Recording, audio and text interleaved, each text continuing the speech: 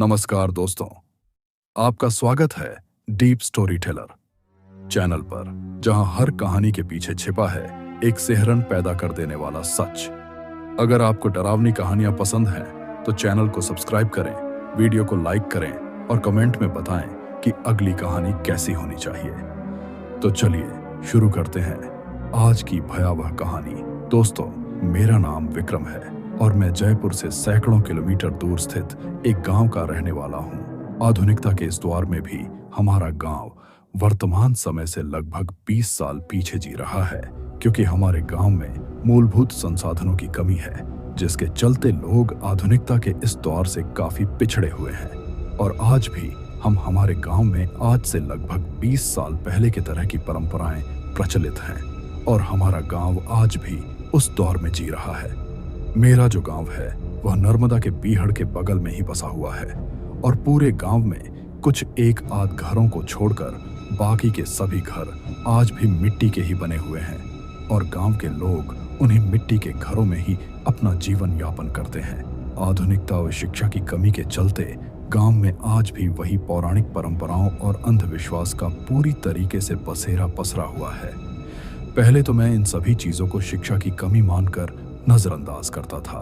लेकिन एक बार मेरे साथ मेरे ही जीवन में एक ऐसी डरावनी घटना हुई जिसके होने के बाद मुझे इस चीज का एहसास हुआ कि इन पौराणिक परंपराओं और अंधविश्वास के पीछे भी कहीं ना कहीं एक ऐसी नकारात्मक शक्ति मौजूद है जो आज भी गांव में इन सभी चीजों को समय समय पर अपने दे रही है। और आज भी गांव उन्हीं हादसों के चलते इन सभी चीजों पर इतना आश्रित है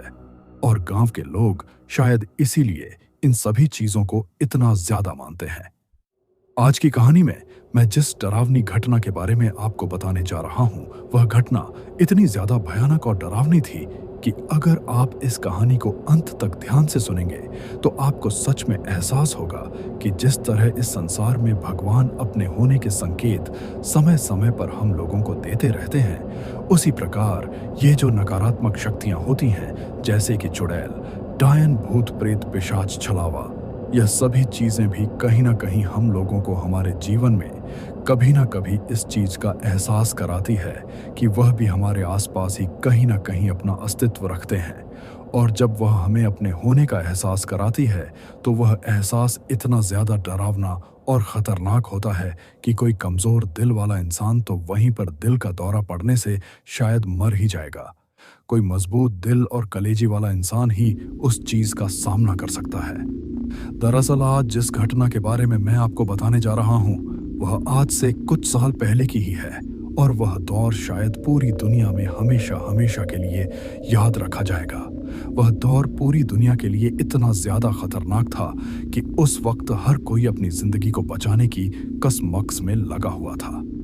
मैं आज जिस दौर के बारे में आपसे बात कर रहा हूं, वह आज से कुछ साल पहले ही हम सभी लोगों की जिंदगी से गुजरा है और वह दौर था कोरोना का। जब दुनिया में चारों तरफ कोरोना वायरस का कहर पसरा हुआ था, उसी दौर में मेरे जीवन में एक ऐसी डरावनी और भयंकर खतरनाक घटना हुई थी जिसके होने के बाद मुझे इस चीज का यकीन हो गया था कि हम लोगों की जिंदगी में हमारे आसपास होने वाली जो भी कोई डरावनी घटनाएं और भूत प्रेत की कहानी होती हैं, उनमें कहीं ना कहीं सच्चाई तो जरूर होती है। क्योंकि मुझे इस चीज का यकीन तब आया जब इसी प्रकार की घटना मेरे साथ हुई। दरअसल जब हमारे देश में कोरोना के चलते लॉकडाउन लगा हुआ था, तो इस चीज को आपने भी कहीं ना कहीं सुना होगा कि शहरों के लोग कोरोना वायरस से बचने के लिए गांव की तरफ पलायन कर रहे हैं, क्योंकि गांव में इस वायरस का संक्रमण इतना ज्यादा नहीं था और इसी के चलते लोग अपने रिश्तेदारों के गांव में या फिर किसी का गांव में कोई पुश्तैनी घर था तो वह भी शहर से अब अपने गांव वाले घर की तरफ पलायन कर रहा था और मैं भी उन्हीं लोगों में से एक था। दरअसल मैं जयपुर में रहकर अपनी एक चाय की दुकान चलाता हूँ, लेकिन लॉकडाउन के लगने के बाद मेरा धंधा पूरी तरीके से ठप हो चुका था और उस वक्त शहर में रहना मतलब अपनी मौत के आने के इंतजार करने के बराबर था। और इसीलिए मैंने मेरे पूरे परिवार के साथ मेरा जो छोटा वाला भाई है जो कि हमारे गांव में रहता था, उसके पास जाकर कुछ दिनों के लिए रहने का प्लान बनाया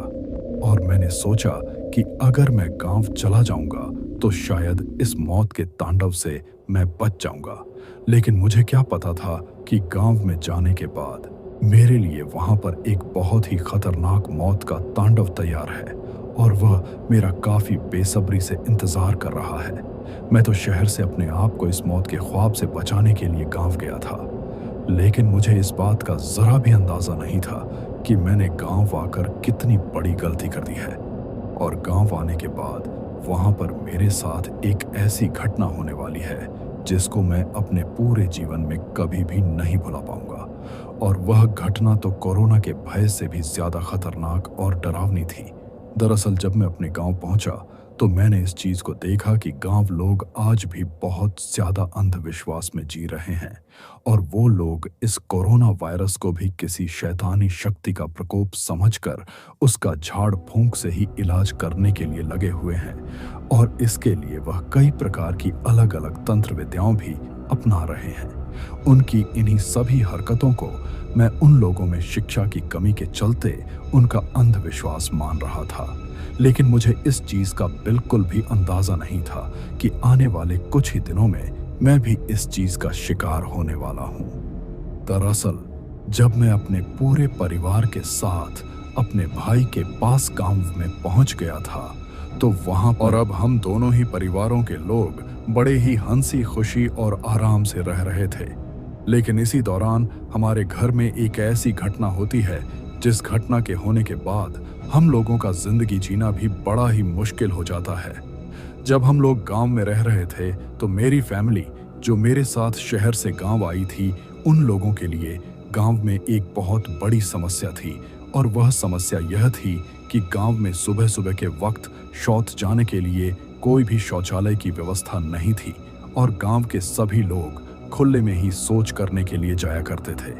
अब मेरे साथ शहर से जो मेरे बच्चे और मेरी घरवाली आई थी, उनको खुले में जाने की आदत नहीं थी क्योंकि वह लोग गांव में कभी पहले आए भी नहीं थे और उनको बाहर जाने की बिल्कुल भी आदत नहीं थी। लेकिन उस वक्त कर भी क्या सकते थे, मजबूरी में उन लोगों को बाहर ही जाना पड़ रहा था। अब ऐसे ही एक दिन मेरी घरवाली, जिसका नाम रीना है, वह सुबह जल्दी उठकर अंधेरे में ही गांव के बगल में बीहड़ की तरफ खुले में शौच करने के लिए जाती है और उसके साथ मेरे छोटे भाई की घरवाली भी जाती है। और वह दोनों लगभग सुबह के 4 बजे ही हम लोगों के उठने से पहले, रोजाना हम लोगों से पहले ही बाहर जाकर आ जाती थी। अब उस दिन जब रीना बाहर जाकर सुबह सुबह वापस घर पर आती है तो उस दिन मुझे उसके बर्ताव में कुछ बदलाव दिखाई देता है। जब वह सुबह सुबह घर वापस आती है तो आते ही नहीं तो किसी से ज्यादा कुछ बात करती है और चुपचाप अपने काम को करने लगती है। लेकिन उसके चेहरे को देखकर ऐसा लग रहा था कि जैसे वह बहुत ही ज्यादा गुस्से में हो। और उस दिन उसने पूरे दिन मेरे से बात नहीं की। तभी मैं सोचता हूँ कि रात को तो यह ठीक तरीके से सोई थी, सुबह उठते ही इसे अचानक से क्या हो गया। कहीं मुझसे कोई गलती तो नहीं हो गई जिसकी वजह से यह मेरे ऊपर गुस्सा है और इसने मुंह फुला रखा है। लेकिन शाम होते ही मेरी यह शंका भी दूर हो जाती है और शाम होने के बाद कुछ ऐसा होता है जिसकी मैंने कभी कल्पना भी नहीं की थी। दरअसल दिन ढलने के बाद जब हम सभी घर वाले खाना खा रहे थे तभी घर के अंदर से एक कमरे में से रीना की चिल्लाने की आवाज आती है। और जब हम सभी लोग दौड़कर अंदर जाते हैं तो हम लोग देखते हैं कि रीना उस कमरे में फर्श पर बैठी हुई है और उसने अपने सिर के पूरे बालों को बिखेर रखा है और अब वह किसी कुत्ते की तरह जीभ को बाहर निकालकर हाँफ रही है और जोर जोर से चिल्ला रही है। उसको इस तरह से करता हुआ देखकर मैं उससे कहता हूं कि अरे रीना, ये तुम्हें क्या हुआ है? तुम इस तरह से क्यों कर रही हो? अभी मैंने उसे इतना कहा ही था कि तभी वह सामने से मुझसे कहती है कि इन सब में सबसे पहले तो मैं तुम्हें मारूंगी अगर तुमने मुझे आज कुछ खाने के लिए मीठा लाकर नहीं दिया। मुझको मीठा खाना है और जल्दी से मुझे मीठा ला कर दो। उसके मुंह से यह बात सुनकर मैं काफी ज्यादा चौंक जाता हूँ। मैं सोचता हूँ कि आज यह रीना को क्या हो गया है। मुझे तो वह चीज समझ नहीं आती है, पर मेरे जो पिताजी थे उनको वह चीज अच्छे से समझ में आ जाती है और वह समझ जाते हैं कि रीना को क्या हुआ है। और उसकी वह हालत देखकर वह मुझसे जो कहते हैं उनकी वह बात सुनकर मैं उनसे कहता हूं कि अरे पिताजी, ऐसा कैसे हो सकता है? रीना एक पढ़ी लिखी औरत है और उसके साथ कभी भी ऐसा नहीं हो सकता। दरअसल मेरे पिताजी ने मुझसे कहा कि शायद रीना के ऊपर किसी प्रेत या आत्मा का साया है और उसी की आत्मा अब रीना के अंदर आ रही है। उनके मुंह से यह बात सुनकर मैं उनकी बात को पूरी तरीके से नजरअंदाज कर देता हूं और उनसे कहता हूं कि शायद वह ऐसे माहौल में शुरू से रही नहीं है। जब मेरी आंख खुलती है तो मेरी पत्नी रीना इस लकड़ी के तने से पैरों के बल नीचे की तरफ सिर करके उल्टी लटकी हुई थी। जब मैंने उसको इस तरह से लटका हुआ देखा तो मैं काफी ज्यादा चौंक गया था, क्योंकि जब वह इस तरह से लटकी हुई थी तो उसको किसी भी चीज का अता पता नहीं था और ना ही उसे अपने कपड़ों का कुछ अंदाजा था कि उसके शरीर के कपड़े कहाँ जा रहे हैं और वह किस हालत में उस तरीके से लटकी हुई है। जब मैंने उसको इस तरह से लटका हुआ देखा तो मैं एक पल के लिए तो सोचता हूँ कि शायद मुझे इसको वापस शहर में लेकर जाने की जरूरत है और इसको कोई मानसिक बीमारी हो गई है जिसका इलाज करवाना पड़ेगा। अभी मैं इतना सोच ही रहा था कि तभी वहां पर कुछ ऐसा होता है जिसके होने के बाद मेरा यह भ्रम टूट जाता है कि रीना को कोई मानसिक बीमारी है, बल्कि उस चीज के होने के बाद मुझे मेरे पिताजी की कही हुई बात पर यकीन हो जाता और मैं सोच लेता हूँ कि रीना के अंदर किसी चुड़ैल या आत्मा का साया है, क्योंकि जब मैं उठकर उसकी तरफ देखता हूं तो वह एक तो पैरों के बल उल्टी लटकी हुई थी और इसके साथ ही उसने अपने सिर के बाल भी पूरी तरीके से बिखर रखे थे, जो कि नीचे फर्श को छू रहे थे। यहां तक तो सब कुछ ठीक था, लेकिन इसके आगे वहां पर जो हो रहा था वह काफी ज्यादा डरावना था। दरअसल मैं देखता हूं कि रीना उल्टी लटके लटके ही अपने सिर के एक एक बाल को उखाड़ रही हैं और उन बालों को उखाड़ वक्त वह अजीब तरीके से गुर्रा रही थी और अजीब अजीब तरीके की आवाज कर रही थी। जब वह एक एक करके अपने सर से उन बालों को उखाड़ रही थी तो उन बालों को उखाड़ने के साथ साथ ही वह अपने मुंह से कुछ बड़बड़ा भी रही थी, लेकिन जिस भाषा में वह बड़बड़ा रही थी मुझे वह भाषा बिल्कुल भी समझ में नहीं आ रही थी। मुझे यह बिल्कुल भी समझ में नहीं आ रहा था कि वह अपने मुंह से क्या बोल रही हैं और उस इस तरह से करता हुआ देखकर मैं काफी ज्यादा डर जाता हूं। मैं सोचता हूं कि भला कोई इंसान अपने खुद के साथ ही ऐसा कैसे कर सकता है। कोई भी इंसान अपने साथ ऐसा बिल्कुल भी नहीं कर सकता, क्योंकि वह लगातार अपने सिर से अपने बालों को उखाड़ रही थी और अब तक तो मुझे फर्श पर उसके काफी ज्यादा बाल गिरे हुए दिख रहे थे, जिनको देखकर मैं समझ जाता हूँ कि शायद यह मेरे जागने से काफी समय पहले से ही ऐसा कर रही है। अब तक मैं उसको देखकर यह सब इसलिए सोच पा रहा था क्योंकि मैंने अब तक उसका चेहरा नहीं देखा था, यानी कि मेरी तरफ उसकी पीठ थी और उसका मुंह दूसरी तरफ था। जब वह उल्टी लटकी हुई थी तो उसके सिर के बाल नीचे जमीन को छू रहे थे और इसी वजह से उसके आगे का चेहरा मुझे बिल्कुल भी दिखाई नहीं दे रहा था। तभी मैं थोड़ा हिम्मत करके उठता हूँ और थोड़ा दूर से ही उसके आगे की तरफ जाकर उसका चेहरा देखने की कोशिश करता हूँ और जैसे ही मेरी नजर उसके चेहरे पर जाती है तो मैं तो डर के मारे उछलकर दो पीछे हो जाता हूँ और उसका वह भयानक चेहरा देखकर मैं इतना ज्यादा डर जाता हूँ कि मुझे बिल्कुल भी इस चीज पर विश्वास नहीं हो रहा था कि यह मेरी पत्नी रीना ही है। और कहीं ना कहीं मुझे इस चीज का बहुत ज्यादा दुख भी हो रहा था कि मेरी पत्नी एक ऐसी चीज के काबू में आ गई है जो कि बहुत ज्यादा खतरनाक है और शायद उसको बहुत ज्यादा पीड़ा भी हो रही होगी। लेकिन उस वक्त मैं कुछ कर भी नहीं सकता था क्योंकि वह चीज इतनी ज्यादा खतरनाक थी कि उसको देखते ही भय के मारे मेरा तो दिल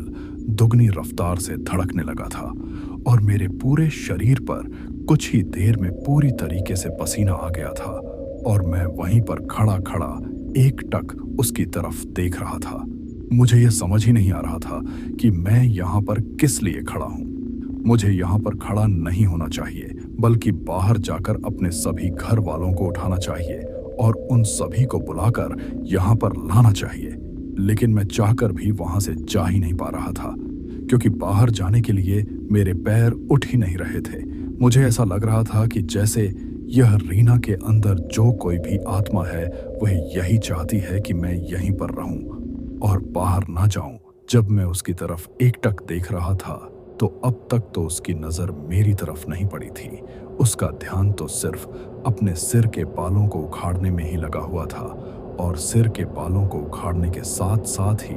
वह अपने मुंह से कुछ बड़बड़ा भी रही थी। लेकिन जब वह अपने मुंह से बड़बड़ा रही थी तो मेरा ध्यान उसके मुंह की तरफ जाता है, और जब मेरा ध्यान उसके मुंह की तरफ जाता है तो वह चीज देखकर मैं काफी ज्यादा भयभीत हो जाता हूँ, क्योंकि उसका चेहरा बिल्कुल किसी चुड़ैल या डायन की तरह दिख रहा था और उसके 2 दांत पूरी तरीके से बाहर की तरफ निकले हुए थे, और इसके साथ ही उसकी आंखों के बीच का जो काला कांच था वो पूरी तरीके से गायब था और उसकी आंखें किसी अंडे की तरह सफेद थीं। इसके साथ ही उसने अपने होठों को भी काफी ज्यादा लाल कर रखा था, जो कि उसके चेहरे को और भी ज्यादा भयानक बना रहे थे। लेकिन इसके साथ ही मुझे एक चीज और दिखाई देती है कि उसके चेहरे की जो त्वचा थी वह काफी ज्यादा मूर्छाई हुई थी, और उसके चेहरे को देखकर ऐसा लग रहा था कि वह चेहरा किसी बूढ़ी औरत का हो, क्योंकि उसके ऊपर काफी ज्यादा झुर्रियां पड़ी हुई थीं और इसके साथ ही उसके चेहरे का रंग भी बदल चुका था, और अब उसके चेहरे का रंग किसी बैंगन की तरह पूरी तरीके से मटमैला दिखाई दे रहा था। इस चीज को देखकर मुझे यह यकीन हुआ था कि यह मेरी पत्नी रीना नहीं है, बल्कि मेरी पत्नी रीना के शरीर में कोई बुरी आत्मा का साया है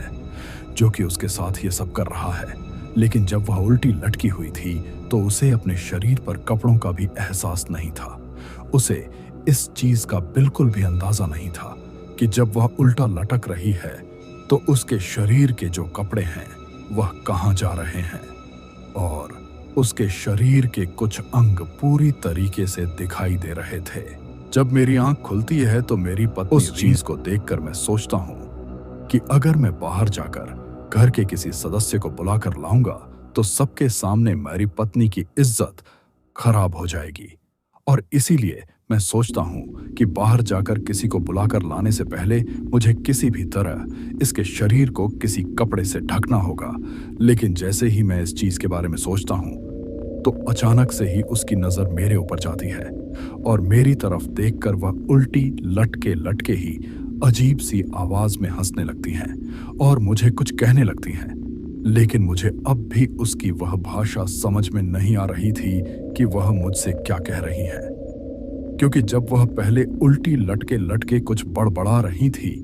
उसी भाषा में अब वह हंसते हुए मुझे कुछ कह रही थी, लेकिन मुझे बिल्कुल भी समझ में नहीं आ रहा था कि वह मुझसे क्या कह रही है। तभी मैं सोचता हूँ कि मैं तो इसकी भाषा नहीं समझ पा रहा हूँ, पर शायद हो सकता है कि यह मेरी बात समझ जाए, और मैं थोड़ी हिम्मत करते हुए डर के साथ ही उसे कहता हूँ कि तुम्हें अपने शरीर का ध्यान रखना होगा। तुम्हारे शरीर पर जो कपड़े हैं वह कहाँ जा रहे हैं, तुम्हें इस चीज का बिल्कुल भी अंदाजा नहीं है। कम से कम तुम अपने शरीर पर पहने हुए कपड़ों का तो ध्यान रखो। अभी मैंने उसे इतना कहा ही था कि तभी उसने ऊपर की तरफ जो कपड़े पहन रखे थे उनको भी फाड़ दिया, और इस चीज को देखकर मैं समझ गया था कि यह मेरी पत्नी के शरीर के ऊपर जिस आत्मा का सहाया है और जो आत्मा मेरी पत्नी के ऊपर हावी हो रही है वह इतनी ज्यादा खतरनाक और गंदी है कि उसको इस चीज से भी कोई फर्क नहीं पड़ता कि वह किसी औरत की इज्जत को खराब कर रही है। तभी मेरी नजर में जिस बिस्तर पर सोया हुआ था उसके ऊपर जाती है और वहां पर एक छद्म के साथ अपने उस बिस्तर की तरफ जाता हूं, और उस बिस्तर के ऊपर से वह चद्दर उठाकर उसके थोड़ा करीब जाता हूं, और मैंने झट से उस चद्दर को उसके ऊपर डाल दिया ताकि उसका शरीर थोड़ा बहुत ढक सके। लेकिन मुझे क्या पता था कि मेरे चद्दर डालते ही मेरे साथ वहां पर कुछ ऐसा होगा जिसकी मैंने अभी तक कल्पना भी नहीं की थी, और मैंने यह करने से पहले बिल्कुल भी नहीं सोचा था कि मेरे यह करने के बाद वह चुड़ैल मेरे साथ कुछ ऐसा करेगी। दरअसल जैसे ही मैंने उसके ऊपर वह चद्दर डाली तो उस चद्दर को डालते ही वह फटा से नीचे कूदती है, और नीचे कूदते ही मेरी तरफ अजीब तरीके से देखने लगती हैं, और अब वह दिखने में किसी मकड़ी की तरह दिख रही थी। यानी कि जब वह बैठी हुई थी तो इस तरह से बैठी हुई थी कि उसको देखकर ऐसा लग रहा था कि जैसे कोई मकड़ी बैठी हो। और अब इसके बाद वह धीरे धीरे मेरी तरफ अपने कदमों को बढ़ाने लगती है और उसको अपनी तरफ आता हुआ देखकर मैं काफी ज्यादा डर जाता हूँ। और इसके बाद मैं दौड़कर उस कमरे के दरवाजे की तरफ जाने की कोशिश करता हूँ, लेकिन तभी उसने मेरी गर्दन को इतनी जोर से पकड़ा कि मैं चाहकर भी अपने आप को उसके चंगुल से नहीं छुड़ा पाया और उसने मुझे धड़ाम से वहीं पर पटक लिया और नीचे पटक कर उसने मेरे शरीर पर मैंने जितने भी कपड़े पहन रखे थे उन सभी को फाड़ दिया। और अब मैं पूरी तरीके से बिल्कुल निर्वस्त्र हो चुका था और मुझे इस चीज को देखकर बिल्कुल भी समझ में नहीं आ रहा था कि यह चुड़ैल मेरे साथ क्या करने वाली है। और मेरे कपड़ों को फाड़कर वह बहुत जोर जोर जोर से हंस रही थी और अजीब तरीके से मेरी तरफ देखकर बड़बड़ा रही थी। उसका वह भयानक चेहरा देखकर मैं इतना ज्यादा डरा हुआ था कि अब मुझे सांस लेने में भी दिक्कत होने लगी थी और मैं काफी ज्यादा जोर जोर से सांस लेने लगा था और मेरा दिल तो इतनी तेज धड़क रहा था कि उसकी धड़कन को महसूस करके मुझे ऐसा लग रहा था कि मुझे अभी कुछ ही देर में दिल का दौरा पड़ जाएगा और मेरी डर के मारे यहीं पर मौत हो जाएगी। जब वह चुड़ैल जोर जोर से हंस रही थी तो उसको हंसता हुआ देखकर मैं सोचता हूँ कि अब इसकी नजर मेरे ऊपर से हटी हुई है और शायद मैं अपने आप को इसके चंगुल से बचा सकता हूँ। जब वह जोर जोर से हंस रही थी तो उसकी नजरों से अपने आप को बचाकर मैं धीरे धीरे खिसक के कमरे के दरवाजे के पास जाता हूँ। और जैसे ही मैं कमरे के दरवाजे के पास पहुंचता हूँ तो मैं फटाक से खड़ा होकर उस दरवाजे को खोलता हूँ और जिस स्थिति में था उसी स्थिति में उस दरवाजे को खोलकर बाहर की तरफ दौड़ लगा देता हूँ। और कमरे के दरवाजे से बाहर निकलते ही मैं काफी तेज तेज चिल्लाने लगता हूँ और जोर जोर से शोर करके सभी घर वालों को जगाने लगता हूँ। उस वक्त मैं ये चीज पूरी तरीके से भूल चुका था कि मेरे तन पर एक भी कपड़ा नहीं है। दोस्तों, यह थी आज की डरावनी कहानी, हवेली का श्राप। अगर इस कहानी ने आपकी रूह कंपा दी हो तो इसे लाइक करें, कमेंट करें और डीप स्टोरी टेलर को सब्सक्राइब करना बिल्कुल न भूलें। अगली बार फिर मिलेंगे एक और ऐसी कहानी के साथ जो आपकी नींदें उड़ा देगी। तब तक के लिए अंधेरे से सावधान रहें। उस चीज को देखकर मैं सोचता हूं कि अगर मैं बाहर जाकर घर के किसी सदस्य को बुलाकर लाऊंगा तो सबके सामने मेरी पत्नी की इज्जत खराब हो जाएगी। और इसीलिए मैं सोचता हूं कि बाहर जाकर किसी को बुलाकर लाने से पहले मुझे किसी भी तरह इसके शरीर को किसी कपड़े से ढकना होगा। लेकिन जैसे ही मैं इस चीज के बारे में सोचता हूं तो अचानक से ही उसकी नजर मेरे ऊपर जाती है और मेरी तरफ देखकर वह उल्टी लटके लटके ही अजीब सी आवाज में हंसने लगती है और मुझे कुछ कहने लगती हैं। लेकिन मुझे अब भी उसकी वह भाषा समझ में नहीं आ रही थी कि वह मुझसे क्या कह रही हैं, क्योंकि जब वह पहले उल्टी लटके लटके कुछ बड़बड़ा रही थी उसी भाषा में अब वह हंसते हुए मुझे कुछ कह रही थी, लेकिन मुझे बिल्कुल भी समझ में नहीं आ रहा था कि वह मुझसे क्या कह रही हैं। तभी मैं सोचता हूँ कि मैं तो इसकी भाषा नहीं समझ पा रहा हूँ, पर शायद हो सकता है कि यह मेरी बात समझ जाए। और मैं थोड़ी हिम्मत करते हुए डर के साथ ही उसे कहता हूँ कि तुम्हें अपने शरीर का ध्यान रखना होगा। तुम्हारे शरीर